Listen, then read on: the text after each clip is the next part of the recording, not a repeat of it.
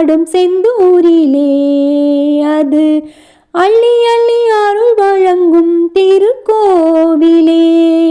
துள்ளி துள்ளி அலைகளாடும் செந்தூரிலே அது அள்ளி அள்ளி அருள் வழங்கும் திருக்கோவிலே.